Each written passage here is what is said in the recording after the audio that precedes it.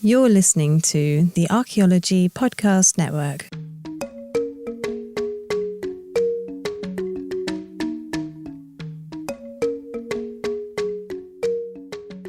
Welcome to episode 81 of A Life in Ruins podcast, where we investigate the careers of those living a life in ruins.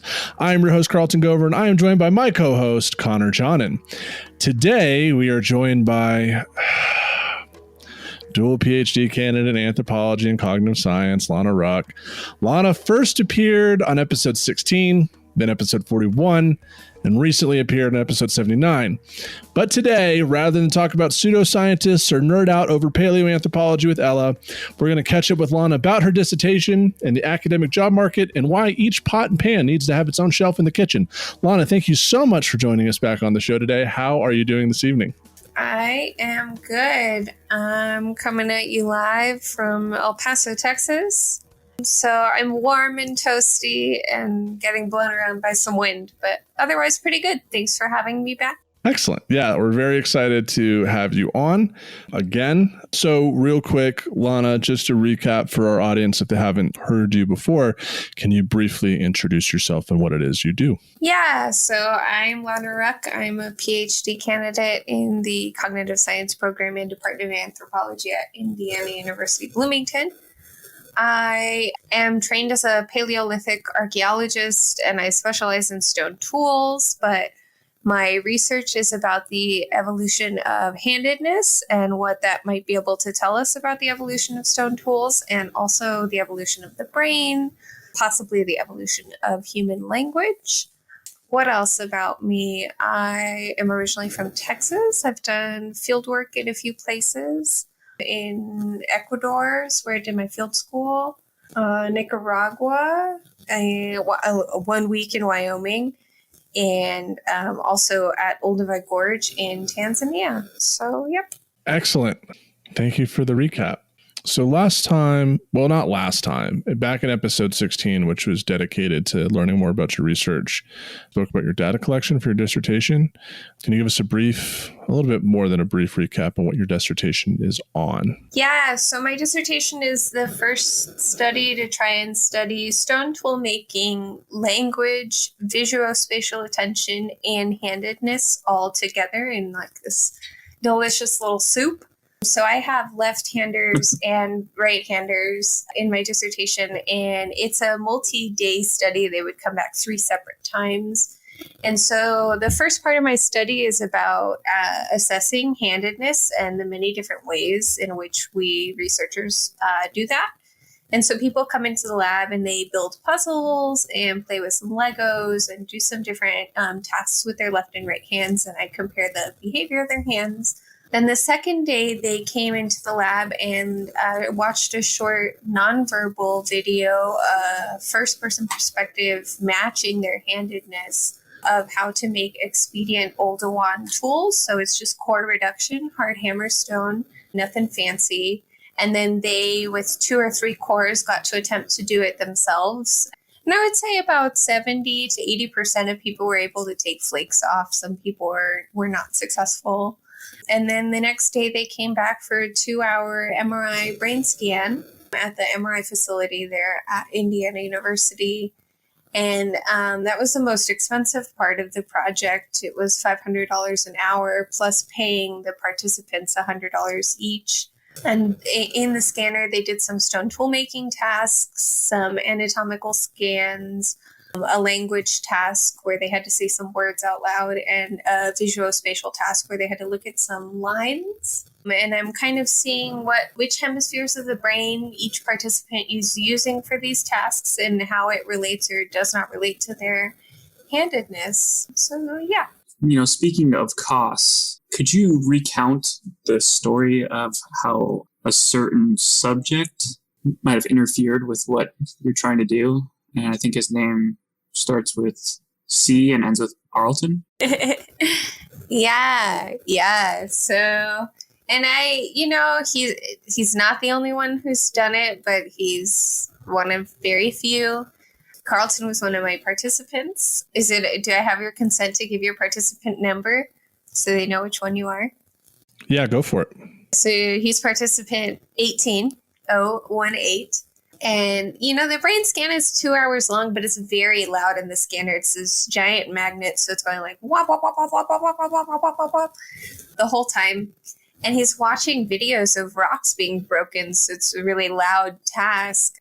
And he fell asleep during one of my scans. And so one of the scans I didn't even run on him. It was a 3-part video, and we didn't even watch part 3. I had 2 other participants do that.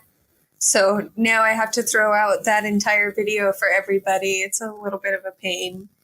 And that's one of the things with MRI research is that you have to average across participants. So if any of your scans go wrong or if someone moves their head too much, and by too much, I mean more than like 3 millimeters, you have to throw them out of the data, and your sample size you just watch it become smaller and smaller and smaller, and you get so sad. But yeah, there one of our scans got interrupted by a fire alarm. That was dramatic. And so, yeah, Carlton wasn't the best participant. And when he was building the puzzle, he became self-aware that he hadn't used his left hand a single time. And I'm just kind of in the background thinking like, yep, you're being a perfect right-hander. You're totally on brand. Don't think about it. It's okay. So yeah. Yeah, I do miss data collection. It was really fun. My calendar was always booked. I was always running across campus from one lab space to the other. And it was really fun. Excellent. Yeah, it was a fun time. When we did have you on, it was kind of in the beginning of COVID. I mean, I don't think we expected COVID as a society to last as long as it did. How did COVID-19 affect your data collection? Well, when we recorded me, I don't even think COVID had happened yet. I think it was still the fall.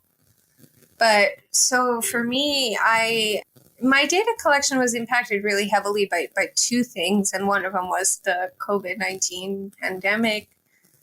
But the first is, so Indiana University made it so that you could scan for free. You just didn't have priority access. So you had to book your scans like 24 hours before. And for someone like me who had other time constraints for my study, like there had to be as close to 24 hours as possible between the Flint napping session and the MRI for memory consolidation purposes, assuming every participant slept in the 24 hours in between the two days. And so booking scans was a little hard, but they made a system so that if you had grant money and you paid it into the running of the scanner and the wages for the MRI technician and the physicist who helps you build your scans, then you have priority access and you use the scanner as a normal person. And so I got an NSF grant 2 weeks before IU shut down all human subjects research. And I was in the middle of collecting data, and I had collected almost as much by the time I got the grant because grants are so slow. I had collected almost as much as I had told them I was going to, and then everything shut down. And then nothing was happening for a couple months, and they reopened human subjects research towards the end of summer. And by that time, what had happened is half of the scanner had been paid for by the athletics department, who, instead of running experimental brain scans and doing psychological research, they were running COVID research. They were taking athletes who had gotten COVID and were COVID positive, and they were putting them in the scanner and scanning their heart and lungs. And I'm not saying that's not important research. That's really important to do, but I wasn't really comfortable going in there unvaccinated when I know right before me and right after me, someone with COVID was in there. I was one of those very paranoid people. And so I waited a whole year to try and spend that grant. And by the time it came to it, I didn't have the time because they were still a full year later, still scanning athletes. And there was no time in the scanner to run my study. They had, 2 years of backlog by that point. And so many people use that facility. So yeah, I had to give the NSF grant back, which was a really dramatic story that was, I think I might be one of the only people that's ever had to do that. So the athletics department hijacked, well, maybe not hijacked is the right word, but begun to use the scanner. How many subjects were you shooting for, and how many did you end up getting? So I was aiming for 50, 25 lefties and 25 righties. And what I ended up with was 19 lefties and 23 righties. So I'm only too short on that one. But then I've had to throw, 3 or 4 people out for excessive head movement or stuff like that. So you're kind of chipping away at your sample. And those weeks in March of 2020, I was running 4 lefties. I had 4 lefties, on the books. At that point in time, I was the one who was probably using the scanner the most frequently. And, there were so many other things going on. I was supposed to move away for a teaching fellowship, and that never happened. And I probably would have been done collecting my data by April of 2020. I was so close, And if I had gotten that grant, I would have just been able to run so many people and get a huge sample. And then the study, I think, would have been really worth it. But, there have been some people, especially international researchers, who just everything was put on hold. People who hadn't gotten funding yet and didn't, have these kind of equity measures going on in the background that allowed them to collect data. I am still really thankful that they changed the system and allowed a lot of free scanning to happen. But yeah, it was pretty unfortunate. Yeah, we're super sorry to hear that, and sorry for anyone whose research is affected by COVID-19. You had mentioned that your study, or you had said that your study might have a greater impact. So do you still think your research and your dissertation is going to be impactful, but maybe there's always going to be a question about sample size? Is that what you kind of meant? Well, unfortunately, and so I haven't analyzed the stone tool brain data yet. And that's, like the Wild West of my data. It's the most exploratory, the stuff that going into the study, we really have the least expectations coming out of it. But I haven't been able to replicate a language and visuospatial attention study that I was trying to, because I haven't found differences in brain organization between my left-handers and my right-handers. And it's because I don't have enough weird lefties in my sample. All of my left-handers look like they have very right-hand organized brains. And, handedness studies and brain imaging studies, now their sample sizes are, between 350 only left-handers and 150,000. So, they're insane. And over here, I'm like, 19. I tried so hard, guys. You have no idea. It's a little unfortunate, but we're trying to spin it in a positive light, and I can put this as pilot data into a grant proposal for a bigger study. There are some things about my methods that were different than theirs. You do a lot of, it's image analysis, MRI analysis, and you do a lot of spatial smoothing and processing of the data. And so I might try smoothing at a lower resolution and doing a lot more averaging to see if I might come up with some different results. But that's going to have to be after my dissertation. This is the thing, too, the wait and see and sit and hope and all of that. I'm on a timeline. Every year that I don't graduate, I'm losing wages by not getting on the real job market. I'm sitting on my ass, doing nothing except having panic attacks, maybe, I don't know. So I had to, call it a day and get working on the data that I did have. Neuroimaging pre-processing, if you do it correctly, is very time consuming because you want to manually check for participants if it's working properly. So yeah, it's been a rigmarole. I don't know what my other results will be, my stone tool stuff. I'm still excited to get into that data. And there's so much data for that project that I'm not even touching. I'm really not even touching the lithic materials yet. So I don't know, a couple more months and I'll have my full results and know how screwed I am, truly. Well, it sounds like there's a lot of potential and we're thinking good things. And I've heard that the only good dissertation is a done. or a finished dissertation. That's 100% true. Correct. My committee calls it a credentialing exercise. They want to make sure that you can run a study. And I definitely did that. So I'm ready for my degrees. Just a couple chapters away. Excellent. And with that, we'll be right back with segment 2 of episode 81 with Lana Ruck.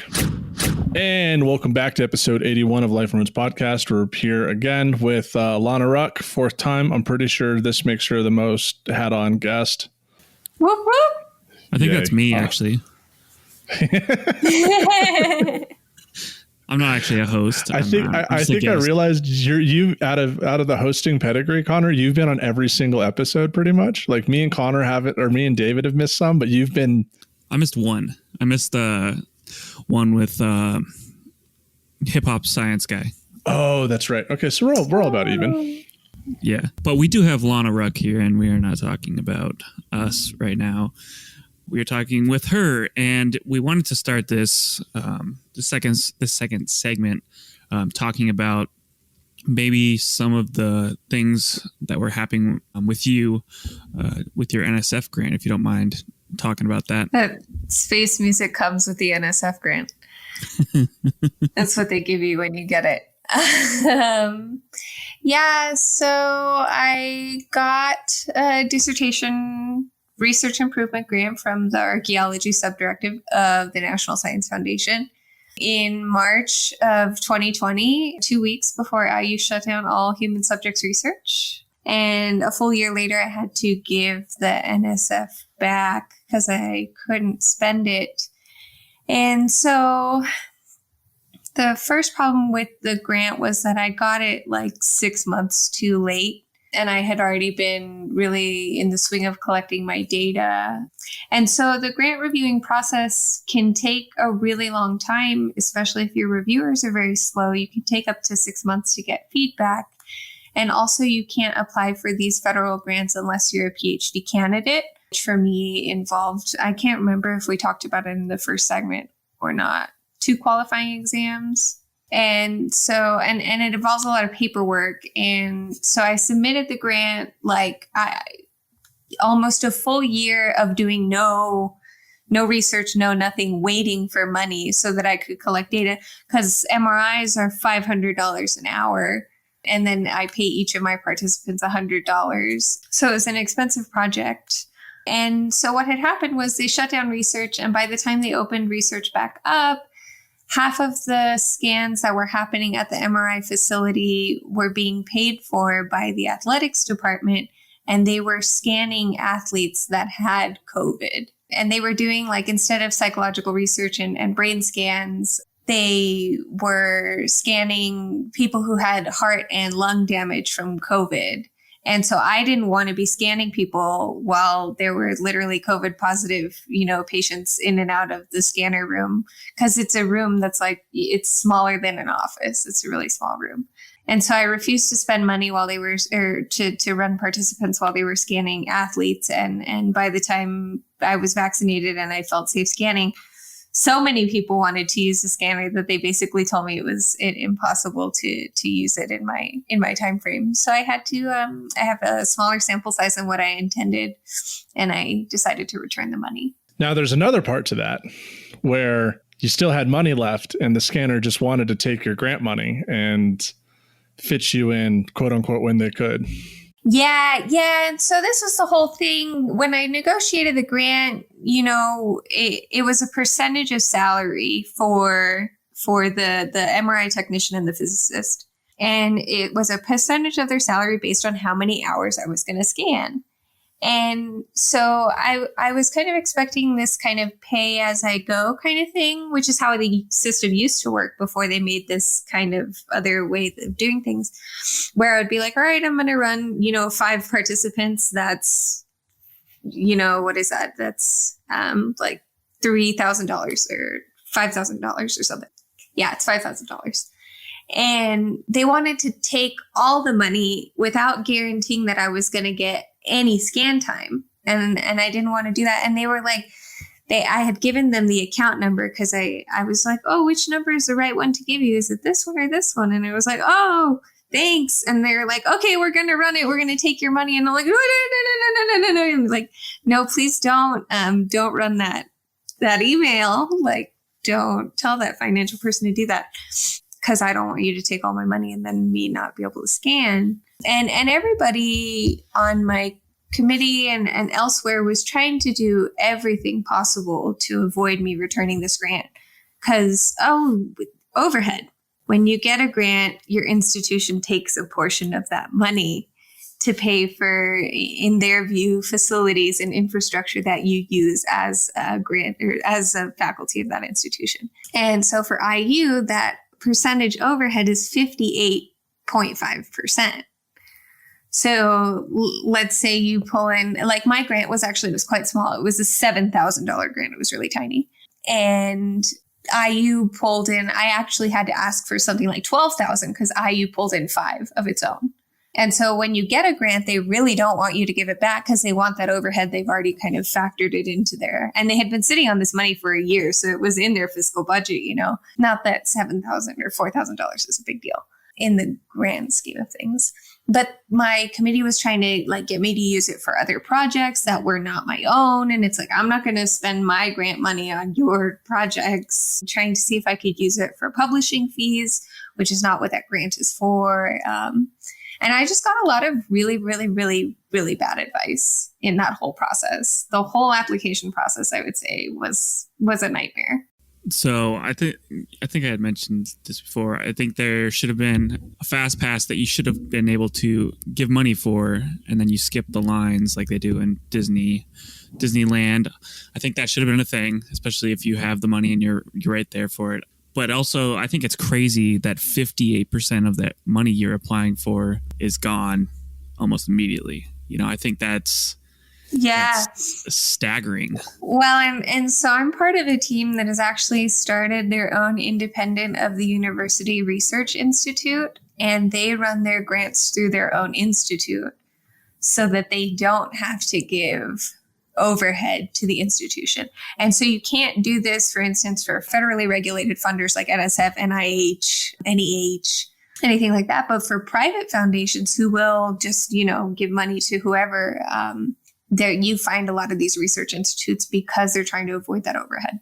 Yeah, that's the amount of money. And the first time I asked for the NSF when scanning was twice as expensive, because they also changed the budget, arbitrarily that way while I was a student there. The max you can ask for is $20,000, and I asked for $30,004 because the overhead that year was like 54%.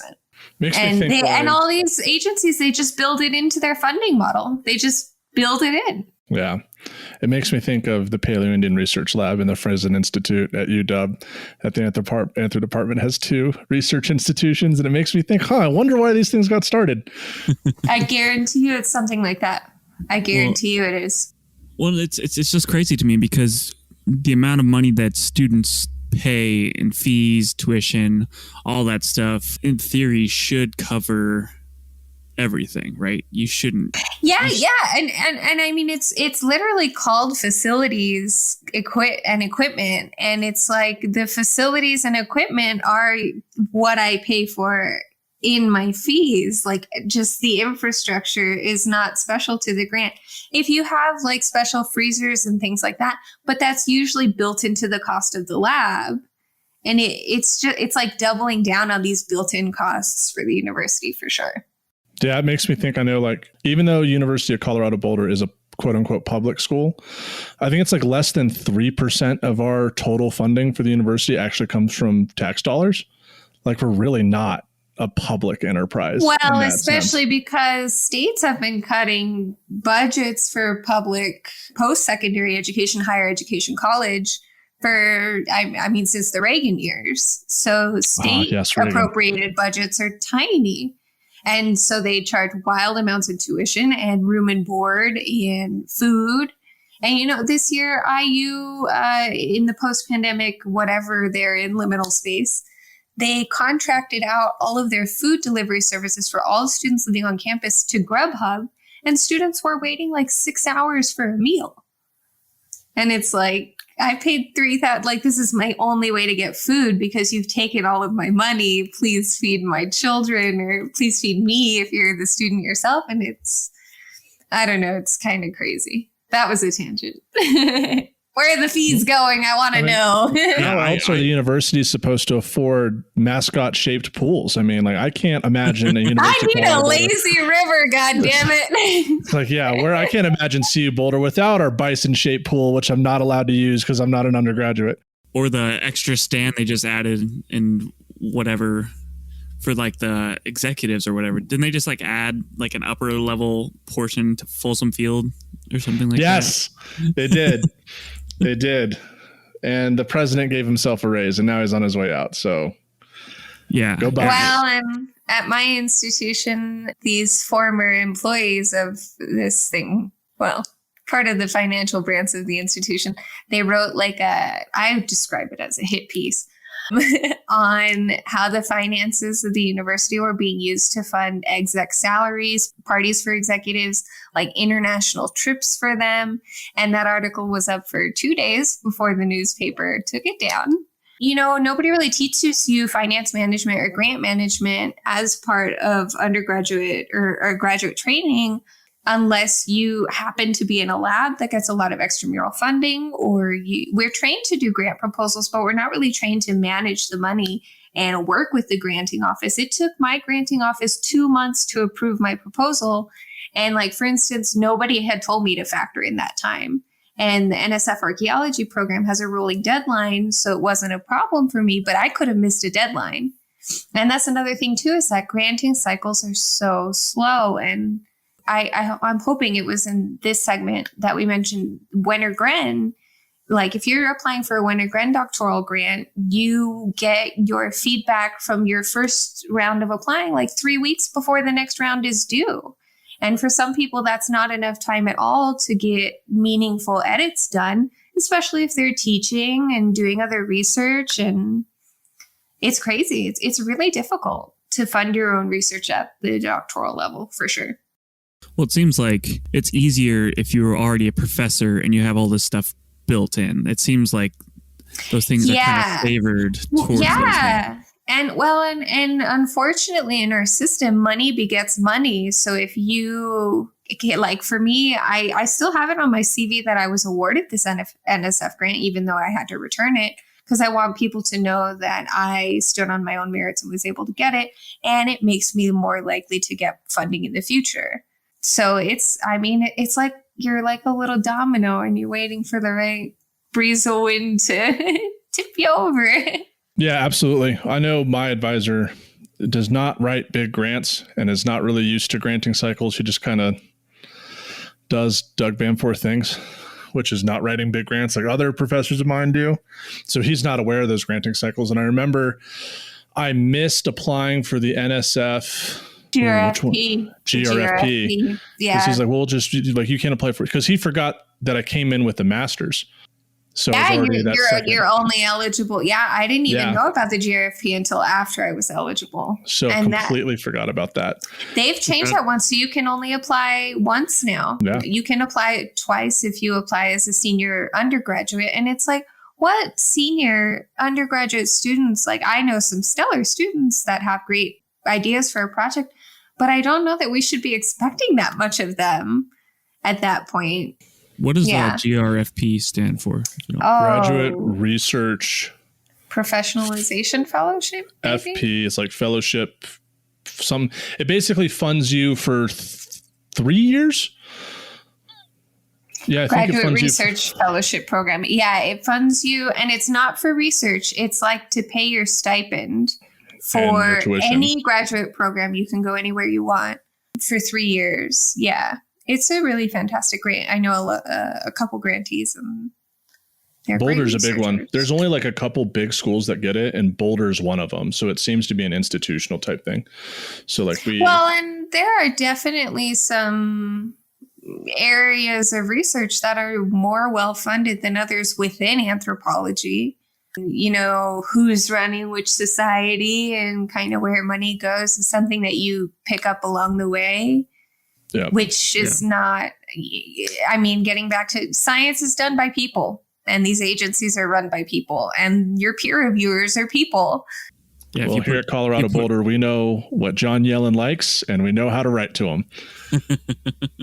That's all that matters. That's all that matters. Yeah. And if you really want to get anything, you say Clovis, pre-Clovis, and then any sort of scientific, fancy, big complexity, or climate change is a big one now. Not that it shouldn't be. I think everything should be climate change research. But there's doctoring. I mean, there's a little bit of finesse that's involved in this whole process. You've got a point. As Doug always told me, what you write is one thing. What you actually do with it is another. It just can't be that different. I will take that into my dissertation. Thank you. So, all right. Well, we'll go ahead and wrap up this segment. We'll be right back with episode 81 with Lana Ruck here in a second. Welcome back to a Life in Ruins podcast. This is episode 81. We are talking with Lana Ruck, our I don't want to say favorite guest, but probably our favorite guest. I'd say she's our favorite guest. When we need a guest in a pinch, all I have to do is just yell in the bedroom. That does help. Yeah, that helps. And I'm really available now that I'm on writing fellowship. I'm always free. Speaking of that, an important thing that you're probably dealing with now is looking into the job market. Can you tell our listeners how that's going and kind of the process that you're going through at this moment? Yeah. So right now I'm looking solely at the academic job market. I'm giving myself a solid 6 months of just that, giving that just a chance. And since I'm a dual degree in cognitive science and anthropology, and I study language and stuff like that and brain things, I would say about 60% of the jobs I'm applying to are tenure track jobs in psychology departments.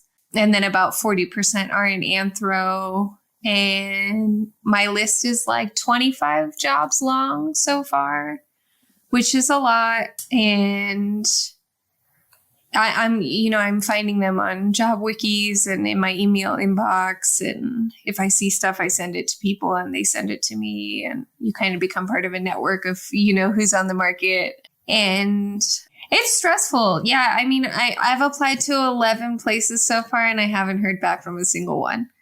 So it's rough out there. And I have a really good CV. I don't know. I'm trying as hard as I can. I had a really disheartening meeting with, I think he was well-meaning, but one of my graduate advisors in my cognitive science program was asking me about how the job search was going. And they know I've had job anxiety probably my whole life. So everybody's really, trying to root for me. But he was asking me how many people had read my statements, because my job apps, sometimes they're 5 pages long and sometimes they're 90.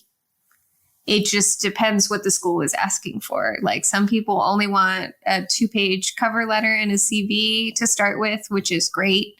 And some people want a cover letter, a CV, a research statement, a teaching statement, a diversity statement, a teaching portfolio, or some evidence of teaching evaluations or syllabi, and 3 letters of recommendation up front. So, and preprints or writing samples.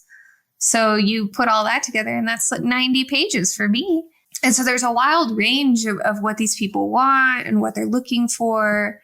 So he was asking me, he was like, well, how many people have looked at your statements, the documents you're sending for these job apps? And I'm like, well, my whole committee, my letter writers, the teaching and learning writing center, all of my peers, 8 or 9 of them, my family.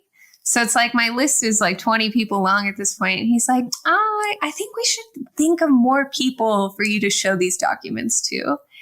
And it's I personally cannot spend mental energy and time rewriting the same, it's 2 pages about me. It's as good as it's going to get and I got to send it.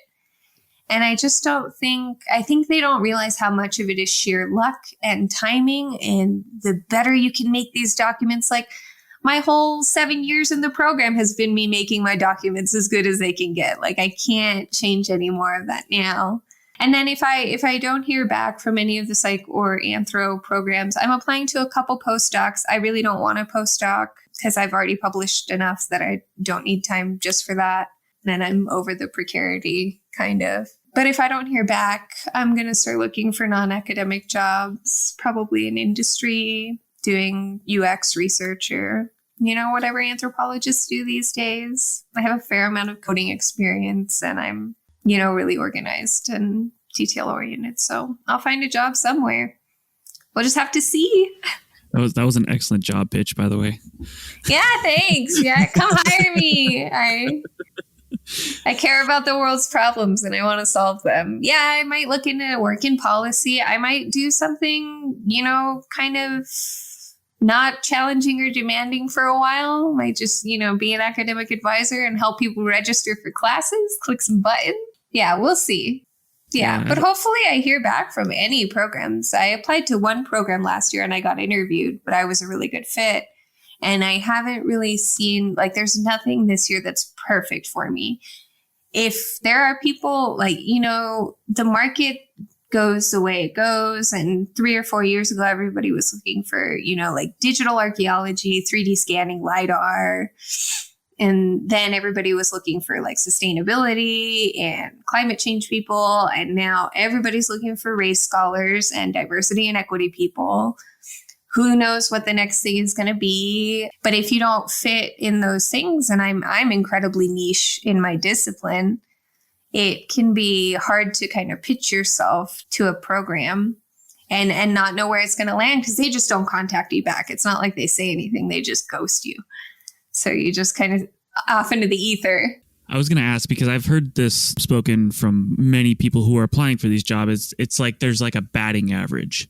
So it's like you're going to put out, say, if you do 10 applications, you'll maybe hear back from 2 or 3, maybe 5 at most. And from those, 1 or 2, you get an interview. So I just wanted to put those numbers out in the world to say that as an academic, this is what you're looking at, is that you're looking at disappointment, large numbers. And it's I would easily, I would spend more time, finding and replacing university names in my same 90 pages that I put together. I would do that for 100 schools if 100 were hiring, but 25 is it. That's the list, and 10, 11 of them are anthro? For how many people are on the market? 300, 400? If you include, non-recent grads, 600 or more. Yeah. It's just, I just want to talk about those numbers because that's also a staggering number to me, is that you do all this work, you put in all this time and, you're it's like baseball numbers. You might get a hit 1 every 10 times. Yeah, I think getting a tenure track faculty position at this point is like becoming a pro athlete without the wages or the contract. Yeah, I guess you get the contract if you get tenure. You don't get the wages, but no, it's and this is the thing too, is in this meeting with the director of graduate studies, where he was grilling me about my statements, he was also like, we really want you to get an academic job. We don't want you to fail. And I just heard that word and I'm like, that's not a failure. You can't you can't say that to people who, what if you go into your program wanting to go into industry or public policy or something, because we're getting a lot more students who want to do that and they just have no idea. And I'm also sitting there thinking, if you call everyone who leaves academia a failure, 10 years down the line, you don't have alumni connections to hire your students. It's a long-term problem to think of it as, us and them and, fail and not. And it's not even acknowledging that you spent time and you got a dissertation. That's not, that's an achievement in and of itself. I think anything past that, yeah, it shouldn't be called a failure or anything like that, because you have this great achievement that you already went through. That's hard for me to hear that, if you don't get an academic job, you're a failure, Yeah. Well, and you won't hear that. What you just said, I haven't heard anybody say that to me, because we're all steeped in this idea of going on this one track towards the same thing. And so we're all in the failure together in a sense, you know? And nobody's there to tell us, like, there are loud voices now in, you know, alt-ac jobs that are like, hell yeah, get out. It's way better, you know? And there are those that are like, it's just the same old capitalist hellscape out here. So it really depends. As someone who's in that targeted demographic at the moment, it's definitely because it's a very different vibes between two different corners of this office. You have Lana over there plugging away all the time, working on job apps. I'm over here forgetting that I'm a co-author on publications, which drove her up the wall. And then, you know, I'm getting phone calls and emails about people wanting me to apply to jobs in museums and stuff. And so, like, if we're going with this baseball thing, like, I'm just a guy holding like one hand's full of nachos, the other's with beer, and I'm getting hit with foul balls trying to get back to my seat. You know, like they're coming to me, and I'm not at a position yet where I'm necessarily ready to be on the job market. I can be if like something was like, this is your deadline. I do better with deadlines, but I don't know, you know, how much longer is the whole we need to hire Indigenous folks phase going to last until there's, you know, quote unquote enough. And then I'm screwed. It's scary to think about it that way. And especially, you know, not knowing what the next thing is going to be. But, you know, something that we're both really we haven't really engaged with it yet is that we're going to have the two body problem where we both want to be academics, and we have to find a place where either both of us can get a job or nearby. And that's becoming even more rare. And, you know, luckily we're both very competitive academics. That helps, but it you know, it might not help enough with budget cuts and COVID and everything going on, you know, shrinking faculty lines in the first place. The people that I know that have spousal hires that happened, you know, in the last 10 or 15 years, the spouse isn't tenured. It's one of them is tenured and one of them is a lecturer. And that's the best you can get. Or one of them works for the museum or something like that. So there's that as well. But I do a lot of reading from people who've left academia and advice for that. And it's like, we have so many transferable skills that if I don't hit on the academic job market after a year of trying, and after all the years of training that I've done and knowing what the statistics are, I'm totally going to be fine being like, yep, I gave it a shot, y'all. I'm going to be so much happier and probably more compensated somewhere else. Give it the college try. Also, I volunteer to be your couples counseling if you need to talk about potential issues with hiring and stuff like that. You got it. All right. Well, we'll do recorded sessions. We'll release them. And I know I can't go too much into this because for one of those conversations I had where they asked me to apply, they listened to the podcast, which was a terrifying way to start off that. It's like, hey, I really like your show. And it's like, oh God. It's like, uh-oh. You know, and then when we talk about like, we're getting to a question now of different countries hiring practices and then and visas, and I mean, especially every conference most of the conferences I've been going to for the last couple of years are based in Europe, and so I'm in a European academic circuit kind of over there. And I mean, a lot of them are just like, I would never consider working in the United States because we don't have good health insurance and we don't have family leave. And like, so for US academics, especially right now where literally education is under attack and we want an ignorant populace, you know, idiocracy or whatever, it's very difficult to want to envision a future just here versus broadening your horizons and looking elsewhere. But then you do have to, with the two body problem, like if the other person doesn't get hired there, it's very difficult to prove that they deserve a working visa in some of these countries. Yeah, and people observe different countries' academics differently. So dissertation having a PhD means different things if you're from Europe or if you're from the U. Or Canada. The training is totally different. The funding models are totally different. The teaching expectations, and like even within the different disciplines in the United States, like for instance, you can graduate from a psychology PhD program having never taught in your life, and you'll become a faculty member and you will become a teacher, but you didn't have that experience. Like maybe you graded for one course.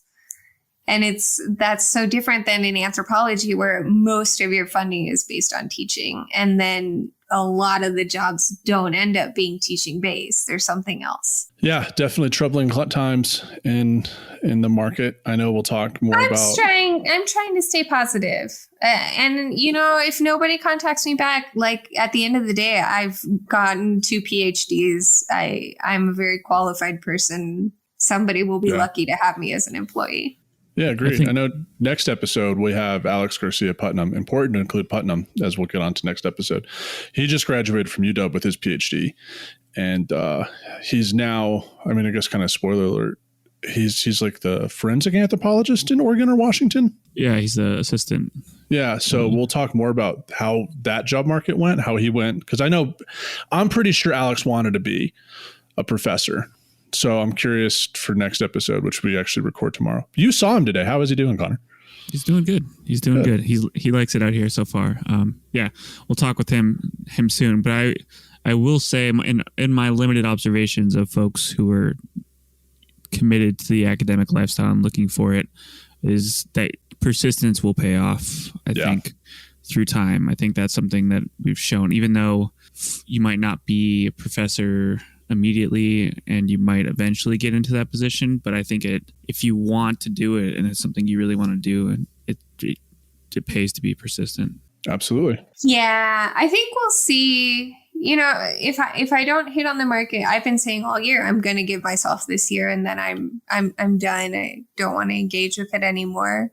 We'll see, but it's like the waiting game ignores material pragmatics of our lives, where it's like I have loan payments that are going to kick in. I've made $25,000 or less for the last 8 years of my life, and I'm up to my eyeballs in debt. Like I have to find something. And if PhD programs are going to graduate students that can expect to be on the market for several years, then they need to put resources into training us to find jobs while we're on the market.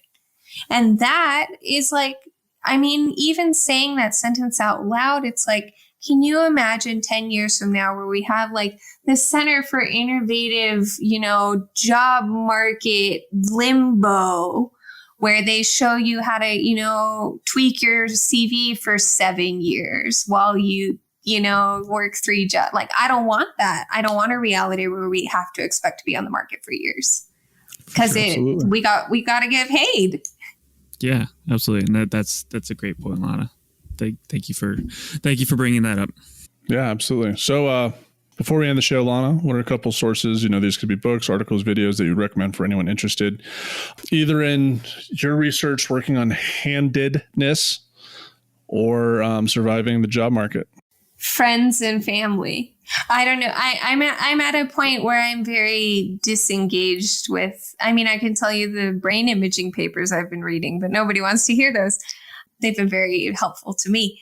Yeah, I don't know. I think staying connected in the application process and bitching with others who are in it, sharing your documents with people. So network building. I'm in a dissertation writing group with people all across the university in all these different departments. And that's been really helpful, because we all just, come from our different unique spaces, and we all have the same gripes. And so I would recommend writing groups and stuff. What about The Professor Is In? Would you recommend that book?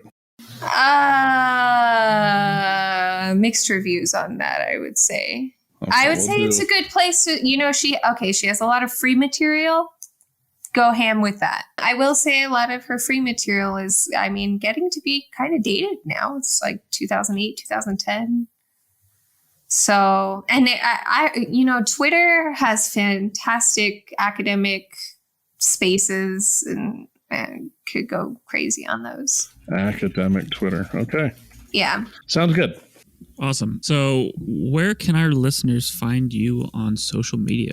You can find me on Twitter, retweeting academic things at Lana Ruck, and on Instagram at Lana Lately. I'm not super active on it. And that's about it. Yeah.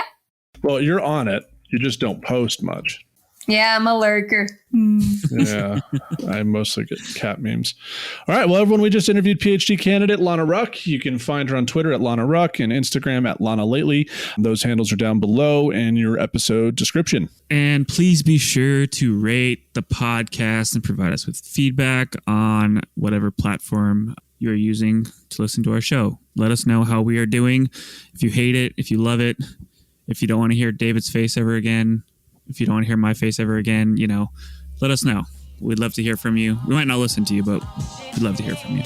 And if you're seeing 75,000-year-old temples and mountains somewhere, please give Carlton an email, because apparently that's what he's dedicating a lot of his time to. And with that, we are out.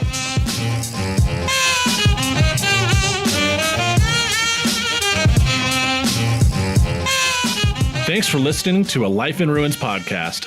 You can follow us on Instagram and Facebook at A Life in Ruins Podcast, and you can also email us at alifeinruinspodcast@gmail.com. And remember, make sure to bring your archaeologists in from the cold and feed them beer.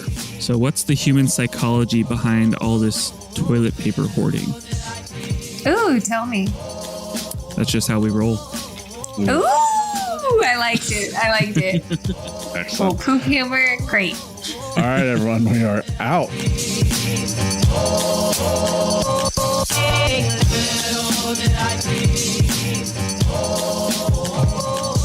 This episode was produced by Chris Webster from his RV traveling the United States, Tristan Boyle in Scotland, DigTech LLC, Culturo Media, and the Archaeology Podcast Network, and was edited by Chris Webster. This has been a presentation of the Archaeology Podcast Network. Visit us on the web for show notes and other podcasts at www.archpodnet.com. Contact us at chris@archaeologypodcastnetwork.com.